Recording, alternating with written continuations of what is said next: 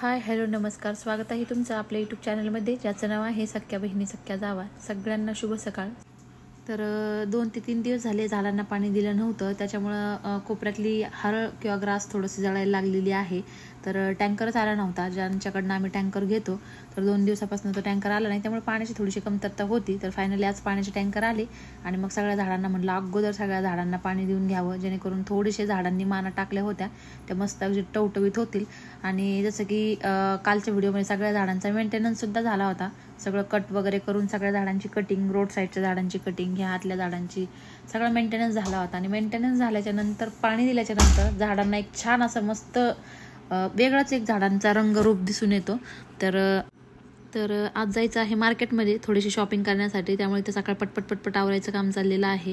असं कुठं जायचं असलं की सगळी कामे व्यवस्थित करून जावं लागतं, जेणेकरून मग त्या कामामध्ये आपलं मन लागतं बाहेरच्या. नाहीतर कामं जर अर्धवट टाकून गेली ना, तर मग ते कुठल्याच कामात बाहेर गेल्याच्या नंतर मन लागत नाही. अरे हे काम राहिलं, ते काम राहिलं, असं मनामध्ये चालू असतं, हे कसं व्हायचं ते कसं व्हायचं. त्यामुळे कामं सगळं आटपून गेली की शॉपिंग असो किंवा मग कुठल्या कार्यक्रमाला गेलेलं असो, मस्त घर आल्याच्या नंतर स्वच्छ असलं की मन फ्रेश होतं. आणि त्यातल्या त्यात आवरून नाही गेलं, घरात राडा असला की आलं की लगेच चिडचिड सुरू होते. त्यामुळे सगळं अगदी जिथलं तिथं करून जात असतो आम्ही कुठंही जायचं असलं तर. मग आता बदकांचा हौद सुद्धा धुतला होता काल, तर मग सगळं पाणी वगैरे त्यांनी खराब केलं तर ते काढून टाकलं. आणि मग आज म्हटलं चला पाणी आलेलं आहे तर मग त्यांचा पण हौद भरून घ्यावं, कारण आता उन्हाळ्याचे दिवस आहेत आणि बदकांना पाण्याशिवाय होत नाही. मध्ये 2-3 दिवस म्हणजे याच्यामध्ये पाणी नव्हतं, विहीर भरली होती. तर मग एकदा त्यांना आम्ही विहिरीमध्ये सोडलं होतं. म्हटलं थोडंसं झाडांनाच पाणी जायची अख्खी विहीर, तर पाहू द्या, त्यांना पण मजा घेऊ द्या विहिरीची. तर आता हा हौद भरून ठेवतो. आणि वातावरण पण पहा मस्त सकाळचं किती छान झाले, ढग पण सुंदर असा 2 कलरमध्ये दिसतोय. तर हे पाहायला खूप छान वाटतं, सकाळचं वातावरण असं मस्त दिसतं. मग आता सकाळ सकाळ कोंबडे वगैरे ओरडले की मार्शलची घाई चलती बाहेर जायची, म्हणजे त्याला कळतं सकाळ झालेली आहे. तर मग त्याला सकाळ सकाळ थोडंसं असं बाहेर थंड वातावरणाला आणून बांधावं लागतं, जरा वेळ कामं आटपूस तर, झाडू वगैरे मारूस तर. मग त्यानंतर मार्शल आणि वेला दोघांना पण म्हणजे बरोबर नेता येत नाही. दोघी जर गेलो तर दोघांना पण बरोबर नेता येतं, पण एकटा असलं की मग दोघांना नेता येत नाही, कारण बेला गेटवर गेली की ती रिटर्न यायला नकोच म्हणते. तर मग आता मार्शलला अगोदर घेऊन जाणार आहे आणि नंतर बेलाला घेऊन जाणार आहे. थोडंसं त्यांना बाहेर नेऊन आणलं की मग ते व्यवस्थित असे बसतात एका जागेवरती. तर थोडंसं याला फिरून आणावं लागतं सकाळ सकाळ, कारण त्यांचं पण मग मूड फ्रेश होतो आणि मेन म्हणजे त्यांची एक्सरसाइज होते. एका जागेवर बसलेलं म्हणजे त्यांना पण आवडत नाही. तर मग आता इथं चाललेली आहे स्वयंपाकाची तयारी. तर शेंगदाणे माझे भाजलेले संपले होते, तर मग आता बरेचसे शेंगदाणे मी एकखटी भाजून ठेवत असते, जेणेकरून रोजच्या घाईच्या याच्यामध्ये मग आपल्याला पटकन बरणीतनं काढले की होतात. आणि जितका टाईम थोडे शेंगदाणे भाजायला लागतो तितकाच जास्त शेंगदाणे भाजायला सुद्धा लागतो. तर कढईमध्ये आपल्याला तेवढेच टाकावं लागतात, मग गॅस सुद्धा तितका तर वाया जातोच आपला. त्याच्यामुळे मग एकखटी मी एका कढईमध्ये अशी जास्त भाजून ठेवत असते बरणीमध्ये भरून. तर आज साबुदाणा वडा बनवणार आहे मी, उपवास आहेत त्यामुळे घरामध्ये. तर शेंगदाणे आणि हिरवी मिरची आता बारीक करून घेते. तर साबुदाणा वडा घरात सगळ्यांनाच आवडतो, त्यामुळे मग असं काही उपवास वगैरे असला तर मग सगळ्यांसाठीच बनवत असते. असं नाही की स्पेशली ज्याला उपवास आहे त्याच्यासाठीच बनतो, नाही, सगळेजण आवडीने खातात. तर साबुदाणा रात्रीच भिजत घातला होता. शेंगदाणे आणि हिरवी मिरचीचा कूट यामध्ये टाकून आता मी हे सगळं मिक्स करून घेणार आहे. मीठ टाकते चवीनुसार. बटाटे अगोदरच उकडून ठेवले होते सकाळ सकाळ उठल्या जेणेकरून ते छान असे थंड होतील म्हणून. उठलं की अगोदर बटाटे उकडायला टाकले की मग ते आपल्याला करूस तर छान असे थंड होतात, बाकीची तयारी करूस तर. तर मग आता यामध्ये मी 4 ते 5 बटाटे किसून घेते. बटाटा थोडासा इथं कच्चाच राहिलेला आहे, पटकन गॅस बंद करण्यात आला. पण आता थोडीशी घाई पण आहे, त्यामुळे चालेल असं किसून जरी केला तरी पण होईल. नॉर्मल थोडासा वाटतं, जास्त नाही, नाहीतर हातानेच कुस करत असते मी. पण थोडीशी कसर राहिल्यामुळे मग आता किसण्याशिवाय पर्यायच नाही आहे. तर मग आता हा किसून घेतला आहे. सगळं मिश्रण एकत्र कालून आता वडे बनवून घेणार आहे मी. तर खिचडीपेक्षा नाही, हे साबुदाण्याचे वडे दह्याबरोबर छान लागतात खायला. पण नेमकंच घरातलं दहीसुद्धा संपलं होतं, तर म्हटलं मग चला बटाट्याची भाजी म्हणजे उपवासाला जी चालते ना, ज्याला शेंगदाण्याचे बेसन सुद्धा म्हटलं जातं, किंवा मग बटाट्याची हिरव्या मिरचीतली भाजी सुद्धा म्हटली जाते. तर मग वडे आणि शक्यतो दह्याचं कॉम्बिनेशन सगळ्यांना आवडतं, पण आता नसल्यानंतर ॲडजस्ट करावं लागतं. जवळ दुकानही नाही, त्यामुळे थोडंसं शेंगदाण्याचं बेसन मी इथं बनवणार आहे. आणि हाताला थोडंसं पाणी लावत हे सगळे वडे मी असे तयार करून घेते. डायरेक्ट तसे केले ना की ते हाताला सगळं लागतं आणि मग दुसरा वडा करताना ना त्याचं मिश्रण सगळं हाताला चिकटतं आणि तो वडा असा म्हणजे व्यवस्थित होत नाही, हाताला चिकटल्याने त्याचा शेप येत नाही. त्याच्यामुळे थोडंसं पाणी लावून केलं की अगदी व्यवस्थित असे होतात. आणि फक्त उपवासालाच नाही, मध्ये आधीही मुलांना ह्या वड्याची आठवण येते. तर कधीमध्ये आम्ही असं बनवत असतो, तर छान लागतात, कुरकुरीत वरनं आणि आतनं सॉफ्ट. दह्याबरोबर तर खूप छान याचं कॉम्बिनेशन आहे. फक्त तर तळताना ना याला म्हणजे आपल्याला मंद गॅसवरती छान असं तळून घ्यायचं, नाही तर काय होतं जास्त जर तेल तापलेलं असलं तर वरनं वडा तळला जातो आणि आतनं असा चिकट म्हणजे कच्चा राहतो थोडक्यात. त्यामुळं कमी गॅसवरती अगदी आपल्याला खरपूस रंग येईपर्यंत छान असा तळून घ्यायचा. खूप पेशन्स ठेवून हे वडे बनवावं लागतात, तेव्हा छान होतात. छान तळला गेला की तेव्हाच वडा छान लागतो. तर मग आता जसं की मी सांगितलं की दही नव्हतं, त्यामुळे हे शेंगदाणे आणि बटाट्याच्या भाजी बनवलेली आहे मी. आणि उरलेले सगळे बाकीचे शेंगदाणे आता वरणीमध्ये भरून ठेवते, कारण मग ऐनवेळीला प्रत्येक वेळी शेंगदाणे भाजून घ्यायची गरज लागत नाही अशी एकखटी भाजून ठेवलेले असल्याच्या नंतर. तर इथं मुलांसाठी बनवली होती भेंडी, शेंगदाणे आणि हिरवी मिरची घालून. आणि त्यानंतर मग आता मार्केटमध्ये जायचे म्हटल्यानंतर स्वाती बाहेरचे कामं आवरत आहे. तसं तर रेग्युलर तीच पाहते आणि आतलं सगळं किचन आता मी साफ करून घेते, जेणेकरून मग काय होतं आजकाल थोडं तरी जरा वेळ आपण थोडं काही खरकट वगैरे पडलेलं ठेवलं की इतक्या माशा येतात घरात की त्या कशानेच कंट्रोल होत नाहीत. मग त्यामुळे पटपट कुठली वस्तू बनवली की तिथं लगेच क्लीन करावं लागतं आणि पटकन आवरावं लागतं माशा यायच्या आत. ती माशांची एक तर आजकाल भीतीच वाटायला लागली, इतक्या फिरतात ना घरामध्ये, म्हणजे असं वाटतं आपल्यापेक्षा घर त्यांचंच जास्त आहे. इतक्या बिंदास सगळ्या माशा घरामध्ये फिरतात. खूप राग आणि चिडचिड होते त्या माशांकडे पाहून. पण आता विलाज नाही, किती आता बरेचसे सोल्युशन आम्ही ट्राय केलेत, बरंचसं मारलंय. पण आता वातावरणच असं झालंय की आंब्याचे झाडं, लिंबाळ्याचे काय म्हणतात ते त्या लिंबोळ्या, तर ते लिंबोळ्या घराच्या आसपास असल्या ना की त्याने जास्त माशा येतात असं म्हटलं जातं. तर आमच्या घरापाठीमागे ना बरीचशी झाडं ती आहेत आणि मग त्या लिंबोळ्या पिकून खाली पडल्या की त्याच्यामुळे जास्त मग त्या माशा येतात आणि त्या कंट्रोलच होत नाही. तरी पण आमच्या खिडक्या वगैरे सारख्या बंद असतात, पण दरवाजे कंटिन्यू बंद ठेवता येत नाही. सगळं किचन स्वच्छ केल्याच्या नंतर जो सोल्युशनचा स्प्रे बनवलेला आहे तो मारून सगळं एकदा पुसून घेतलं की थोड्या वेळापुरत्या म्हणजे माशा येत नाही. अगोदर तर भरपूर चांगली 2-3 घंटे येत नव्हत्या, पण आजकाल वातावरण असं झालंय की त्या अर्ध्या 1 तासात परत रिटर्न येतात. तर बऱ्याचशा ताई विचारतात की माशा आणि मुंग्यासाठी काही औषध सांगा, काही सोल्युशन सांगा. तर आम्ही तर लवंगाचं आणि कापुराचं बनवलेलं आहे. तर थोडंसं इफेक्टिव्ह आहे, पण जास्त प्रमाणात जर माशा असतील, तर आमच्याकडे जास्त प्रमाणात यायला लागल्यात तर ते 1 तासापुरत्याच येत नाही. थोडासा वास त्याचा हलका झाला की ते परत यायला सुरू होतात. तर ट्राय करून पाहू शकता, ज्याच्याकडे कमी माशा आहेत त्या, पण जास्त याच्यात आमचंच कंट्रोल होत नाही तर आम्ही तुम्हाला काय सांगणार, अशीतली गत झालेली आहे आता. आणि माझं इकडं आता वरचं वगैरे आवरुस्तरसाठी गेलेली आहे मंदिरात पूजा करण्यासाठी, कारण दोघींना ॲडजस्ट होत नाही दोन्ही एकाच ठिकाणी दोन्ही कामं केली की मग ते कामं खूप लेट होतात. तर आता मंदिरातलं सगळं साफसफाई पूजा सगळं आता ती तिकडं करणार आहे. कारण सोमवार असला की सोमवारची महादेवाच्या मंदिरामध्ये स्पेशल अशी पूजा होते, सगळी व्यवस्थित साफसफाई करून. डेली तर साफसफाईच असतेच, पण सोमवार असलं की अभिषेक वगैरे असं सगळं काही करून केलं जातं.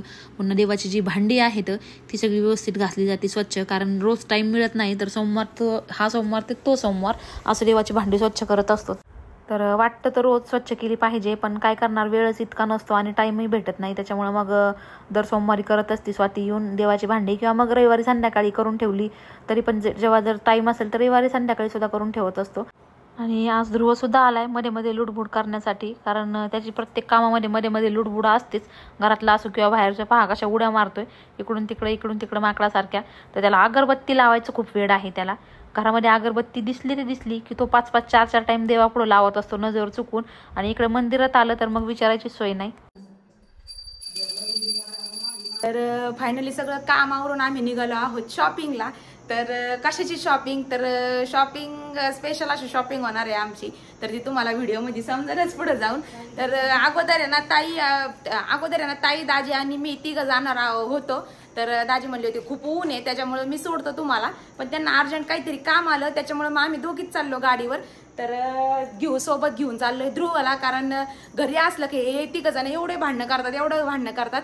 तर त्याला खूप नादी लावण्याचा प्रयत्न केला आम्ही, पण नाही तो नादी लागत आहे. तर रुद्र आर्यन ठेवलेत घरी आणि याला मात्र चाललोय घेऊन, पण तरी पण याला मध्येच सोडणार आहे आम्ही.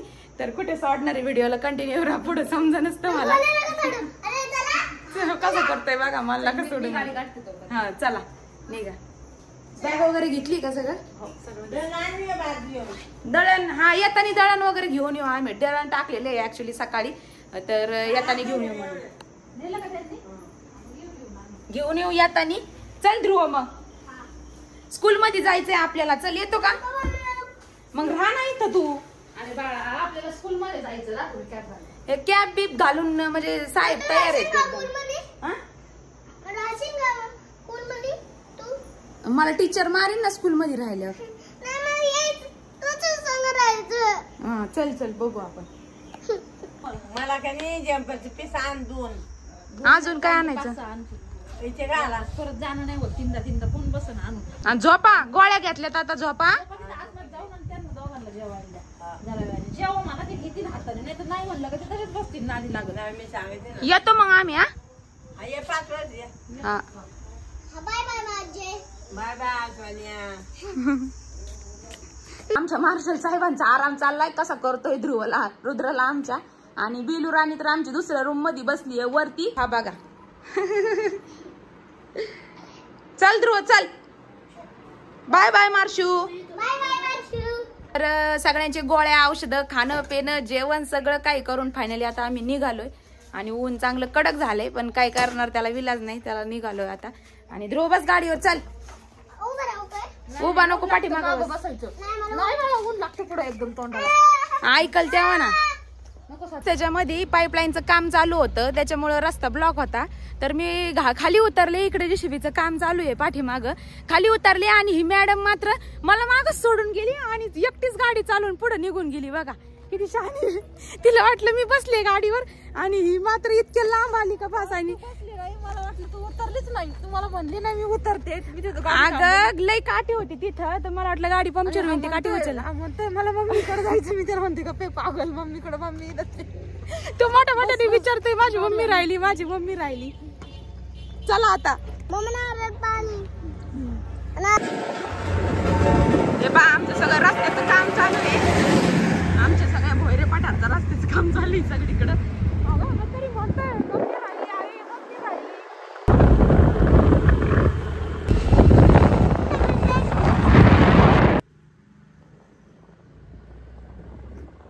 तर इथे पहा जवळच मार्केट आहे, खूप मोठं कांदा मार्केट म्हणतात याला. तर अशा ट्रक इथे सगळ्या लागलेल्या असतात रोज म्हटलं तरी चालेल साईडनी. तर आता इकडनंच मम्मीच्या घरी चाललोय आम्ही आणि मम्मीची इथं आम्ही ठेवणार आहोत ध्रुवला, कारण ऊन खूप लागते आणि मार्केटमध्ये गेल्याच्या नंतर तो इतका त्रास देतो ना. तर फायनली पोहोचले मम्मीच्या घरी. तर ध्रुवला सोडवणार आहे मम्मी पाशी आणि मग तिथून जाणार आहे. तर त्या अगोदर तुम्हाला दाखवते आमचा सूर्या. तर घोडा कसा आहे बा. तर हे अजून एक घोडा आहे, पण तो खूप लांब बांधलेला आहे, त्याच्यामुळे आता नाही दाखवतो, नंतर दाखवते. आणि तर ध्रुवला सोडणार आहे आता मम्मी पाशी आणि मग आम्ही जाणार आहे, कारण घरी तुम्हाला म्हटलं की भांडणं खूप करतो. मी तुला ध्रुवची एक गोष्ट सांगते. काल आम्ही बोलत होतो ना दोघी जण की उद्या जायचंय मार्केट मध्ये असं तसं नाही का. तर हे पोरगं 1:45 वाजेपर्यंत झोपलं नाही आणि मला म्हणायचं मम्मी तुम्हाला सोडून जाशील ना, मम्मी तुम्हाला सोडून जाशील ना. आणि मला काय म्हणला की आजी मला काय करते, तू सोडून गेली ना आजी मला ना नुसती झोपी लावती म्हणतो, मला खेळूनच देत नाही म्हणतो. आणि मी जाणार नाही अजिबात आता नादी लावलाय. तर ध्रुवला नादी लावून कसं मार्केटमध्ये आलोय आणि येताच एंट्रीलाच एक छान असं फुलांचं शॉप होतं. तर इथनं मला एक फ्लावरचा बंच आवडला, तर तो घेतला आम्ही. आणि नंतर एक थोडेसे वेल घ्यायचे होते 1-2 मला किचनच्या विंडोमध्ये लावायला. बऱ्याच त्यांच्या कमेंटसुद्धा आल्या की त्या किचनच्या विंडोमध्ये एखादा वेल लाव.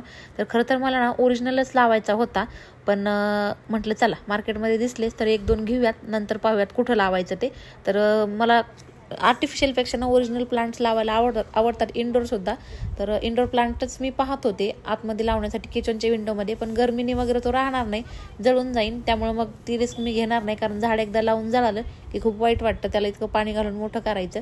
तर मग ते जळतं म्हणून मी शक्यतो किचनमध्ये लावलेलं नाही. तर मनी प्लांट मी लावणार आहे 1-2 थोड्याच दिवसामध्ये.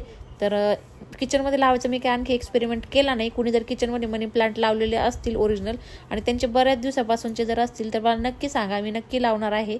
तर त्यानंतर मग आता आम्हाला घ्यायच्या आहे, तर तुम्हाला सांगते साड्या, पार्टीवेअर साड्या घेण्यासाठी आलतो आम्ही. तर ठरवून काही आलेलं नव्हतं की कुठल्या प्रकारच्या साड्या घ्यायच्यात, पण म्हटलं पार्टीवेअरच पाहूयात. तर दुकानात जायच्या आधी आम्ही लस्सी पिलो. द्वारकादासची लस्सी कापड बाजारात फेमस आहे द्वारका सिंगची. तर ती सगळ्यात अगोदर आम्ही तिथं उपवास होता, तर दोघीजणी 1-1 ग्लास लस्सी पिलो. आणि लस्सी पिल्याच्या नंतर समोरच एक ना होम डेकोरेशनचं जे मटेरियल असतं खूप छान छान असं अँटिक पीस, तर त्याच्यावरती आमची नजर पडली. तर तिथं आम्ही गेलो. तर म्हटलं चला इथं काहीतरी नवीन दिसतंय का आपल्या घरामध्ये लावण्यासाठी. तर इतक्या छान छान वस्तू त्या शॉपमध्ये होत्या. नवीन झालेलं आहे हे शॉप, म्हणजे येता जाता माझी नजर ह्या शॉपवरती पडलेली आहे, पण मी पर्सनली आतमध्ये व्हिजिट केलेली नव्हती आत्तापर्यंत आम्ही दोघींनीही. तर स्वातीला मी म्हटलं चल आपण एकदा जाऊन पाहूयात की ह्या शॉपमध्ये असं काय आहे, बाहेरनं तर खूप छान दिसतंय. आणि ज्यावेळेस आम्ही आतमध्ये एंट्री मारली तर बापरे, शॉक झाले मी. इतक्या छान छान वस्तू होत्या इथं घर डेकोरेट करण्यासाठी. थोड्याशा एक्सपेन्सिव्ह होत्या पण सगळेच अँटिक पीस होते. अशी कुठलीच वस्तू नव्हती की ती मनात भरणार नाही. तर 1-2 वस्तू आम्ही इथनं आणल्या घरामध्ये डेकोरेट करण्यासाठी. आणि खरं तर मला गिफ्ट द्यायचं आहे एक, तर मी अजून ठरवलं नाही कुठलं घरात ठेवणार आहे आणि कुठलं गिफ्ट मला मी देईल.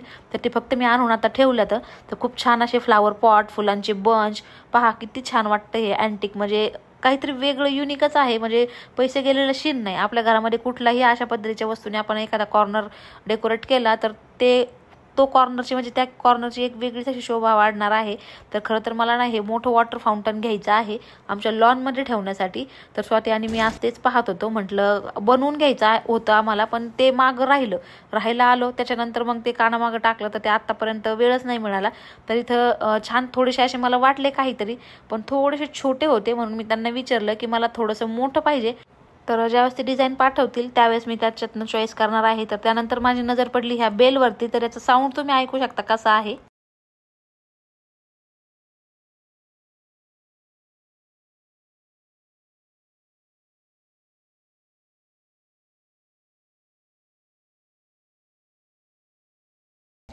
तर कुणाकुणाला या बेलच्या साऊंडमधनं ओम असं म्हणजे ऐकायला आलं. मला तर खूप पॉझिटिव्हिटी वाटली ह्या बेलच्या साऊंडमध्ये.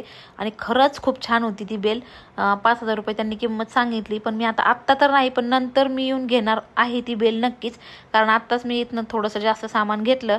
तर मग ती बेल घ्यायचं माझ्या आता डोक्यामध्ये आहे. आणि मी ते नंतर ह्यांना येऊन घेऊन जाणारच आहे ती. कारण तिचा साऊंड माझ्या एकदम डोक्यातच बसलेला आहे. इतका पॉझिटिव्हिटी क्रिएट करणारा साऊंड होता त्या बेलचा. तर मग आता मार्केटमध्ये आलो आम्ही. आणि मार्केटमध्ये आल्याच्या नंतर पण माझ्या डोक्यामध्ये जो क्रेज होता त्या बेलचा तो अजिबात गेलेला नाही. जो साऊंड होता तो आत्तापर्यंत माझ्या कानामध्ये येतोय. तर मग आता ह्यांना घेऊन जाऊन मी ती बेल घेऊन येणार आहे एकदा. तर मग आता साड्या घ्यायला आलो. तर बऱ्याच अशा साड्या आम्ही पाहिल्या. तर आमचं काय ठरलं होतं तिघी बहिणींचं फर्स्ट टाईम की आम्ही तिघीही एकसारख्याच साड्या घेणार आहोत. कलर डिझाईन म्हणजे सेम पीस पाहिजे आम्हाला. ट्विन्स म्हणलं तरी चालन, जुडवा.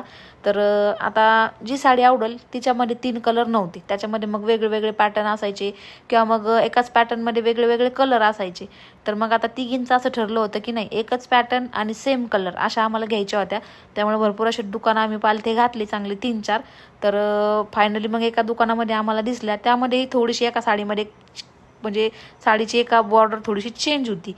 तर मग आता 2 नंबरची जी बहीण आहे तिला कॉल केला. तर ती म्हटली नाही घ्यायच्या तर तिघींनी सेमच घ्यायच्या, नाहीतर मग नाही घ्यायची म्हटली. मला तुम्ही प्रत्येक वेळी असंच करता, दोघींना सेम घेता आणि मला घेत नाही.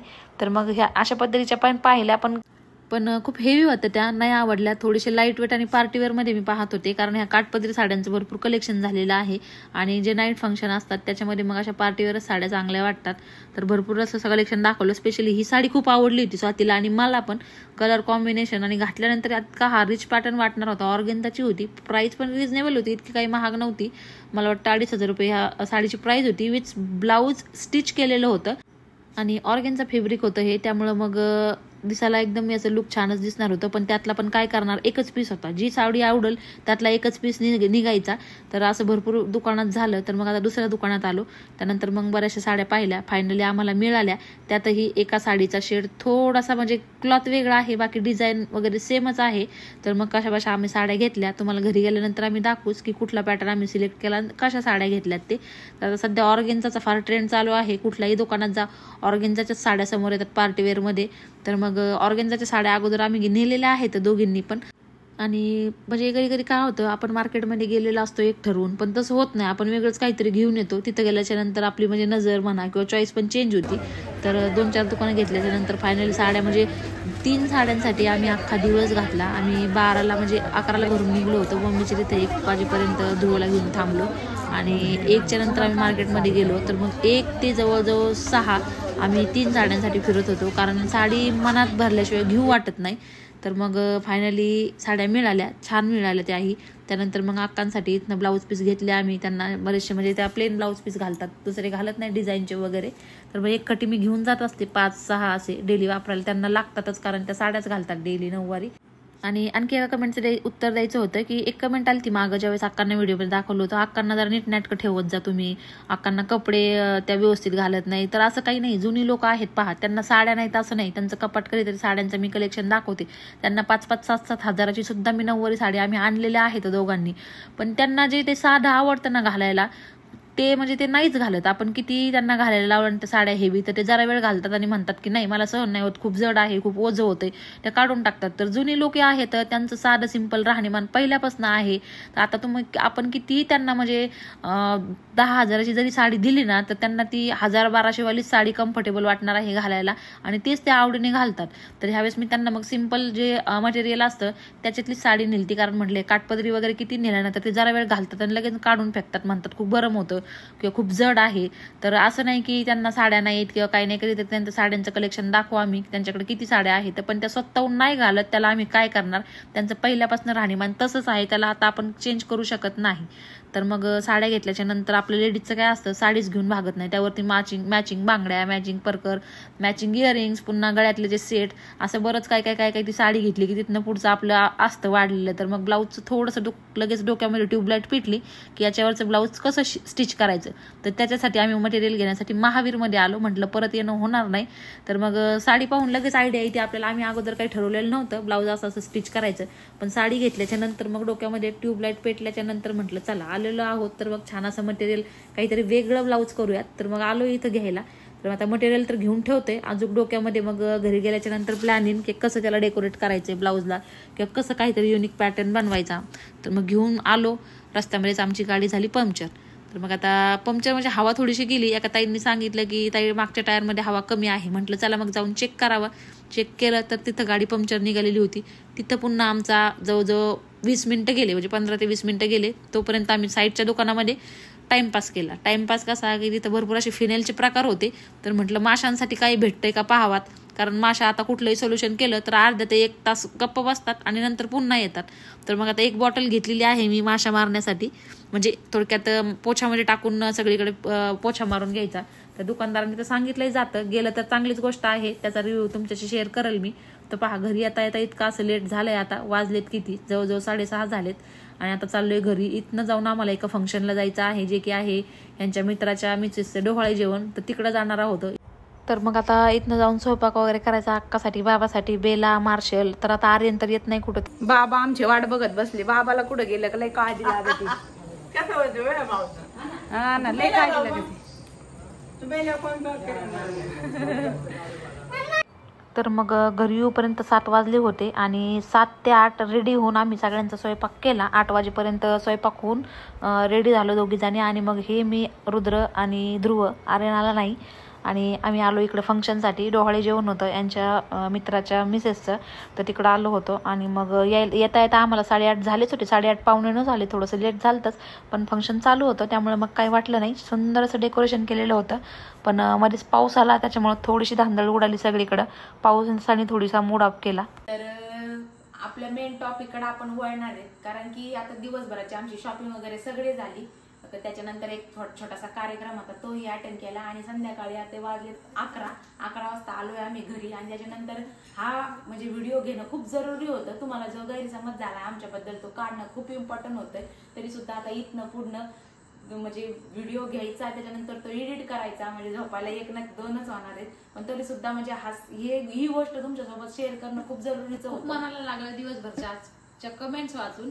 तर आता जे पण कोणी युट्यूबर आहेत, बऱ्याचशा जे आपली सबस्क्रायबर फॅमिली आहे त्यातल्या थोड्या ना का होईना 10% का होईना ताईंचं युट्यूब चॅनल असेल, कुणाचं ब्लॉगिंगचं असेल, कुणाचं रेसिपीचं असेल, तर त्यांना माहिती आहे आपलं ब्लॉगिंगचे चॅनल आहे. आणि ब्लॉगिंगच्या चॅनलमध्ये आपल्याला कुठला इव्हेंट कधी येतो तो आला की आपल्या कॅमेऱ्यामध्ये लगेच कॅप्चर करावा लागतो, आणि कॅप्चर करून ठेवून कॅमेऱ्यामध्ये आपल्याला तो टाइम पाहून तो पोस्ट करावा लागतो व्हिडिओमध्ये. तर जसं की कालचा व्हिडिओमध्ये मी बिर्याणीची रेसिपी अपलोड केली होती, तर मी काल होता संडे स्पेशल आमच्याकडे बिर्याणी बनलेली आहे.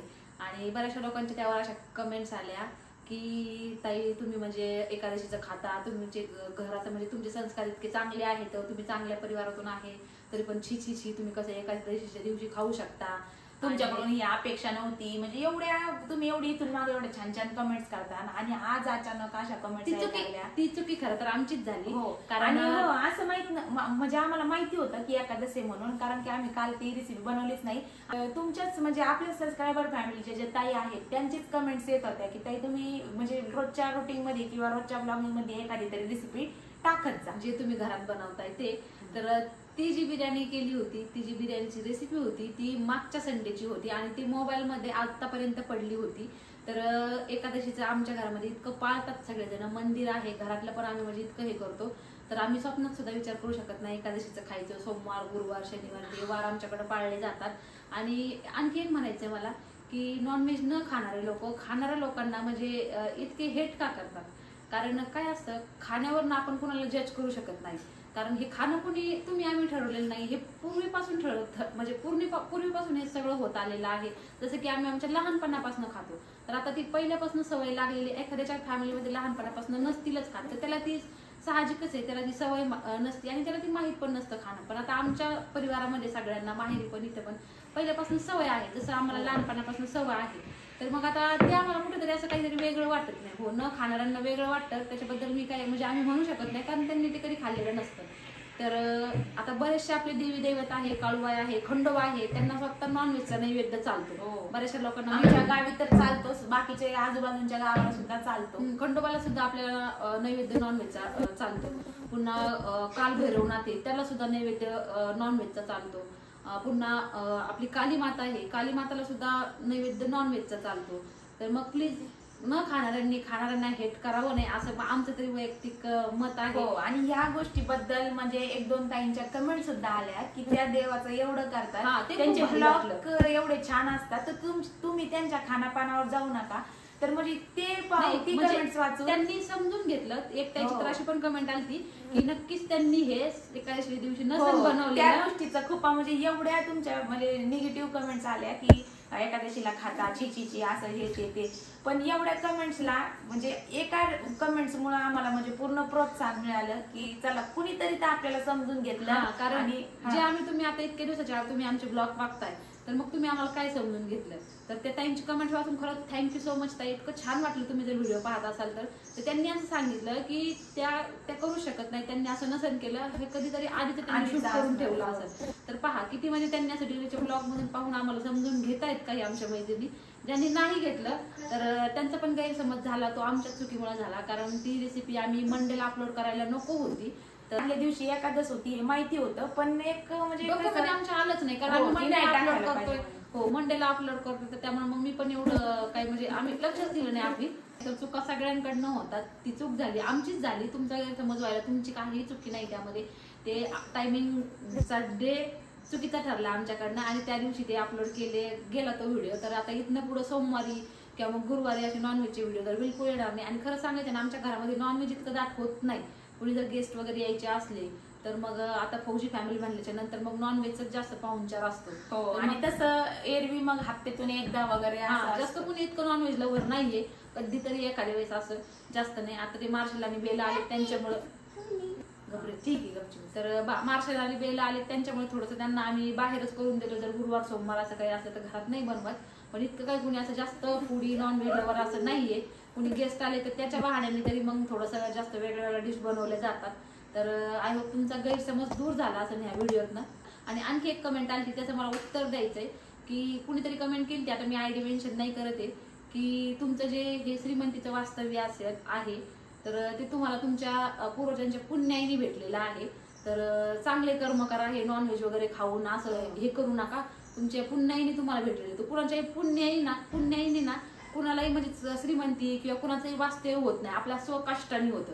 आता याच्यात बळ पाहिजे, फक्त बळ पाहिजे, बाकीचं कोणाच्या पुण्याईचं काहीच नाही. आजकाल आई बाप्पाच्या पुण्याईने मुलांना काही घेतलं किंवा आपल्या पुण्याईने आपल्या मुलांना काही भेटल हे बिलकुल नाही राहिलेलं. तर आपल्या स्वकष्टाने आपल्या जेवढी ताकद आहे कष्ट करून कमवायची ना, त्यांनी सगळं काही आपल्याला भेटतं. आणि राहिला नॉनव्हेज खाण्याचा प्रश्न, असं तर नाही कुणी म्हटलेलं नाही की नॉनव्हेज खाणारे लोक चांगले नसतात किंवा मग त्यांचे कर्म चांगले नसतात किंवा खाणारे लोकांचे म्हणजे जे नॉनव्हेज खातं त्यांचे कर्म चांगले नाहीत. तर असं कुठं मी ऐकलेलं नाही आणि कुठं पाहिलेलं नाही आणि कुठं लिहिलेले पण नाहीये. आणि हे पहा, आता ताई जशी आत्ताच म्हणली की आई बाबाच्या पुण्याने मुलांना काही भेटत नाही आणि मुलांच्या पुण्याने त्यांच्या मुलांना काही भेटते, असं म्हणजे श्रीमंती भेटत नाही असं मला म्हणायचं. बाकी निगेटिव्हिटी मध्ये नेऊ नका. आणि ह्या गोष्टीला आता काही जण ऍग्री असतील, काही जण नसतील. तर मला म्हणायचं एवढंच, जर आई बापांनी खूप सारे पुण्य केले, कष्ट करून सगळं घर बंगला दौलत शालत सगळं कमावलं, आणि मुलगा जर आरामात बसून, त्यांनी कामधंदाच काही केलं ना, आरामात बसून जोपर्यंत पैसा पाणी तोपर्यंत बसून खाल्लं आणि म्हातारपणी रुपया नाही,